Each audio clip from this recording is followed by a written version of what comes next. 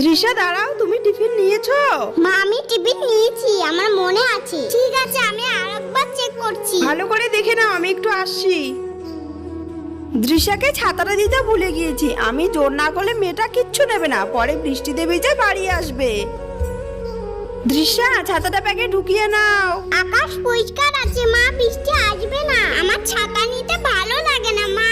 আকাশে ঠিক নেই শোনা, এই বৃষ্টি আসে এই রোদ ওঠে, তুমি ছাতাটা নিয়ে যাও। মা আমি ছাতা নেব না, আমার দেরি হয়ে যাচ্ছে। কেন ঝামেলা করছো? তুমি চুপ করো, তোমাকে ছাতা নিতে হবে। মায়েদের থেকে তোমরা বেশি জানো, মা যা করে তোমাদের ভালোর জন্যই করে।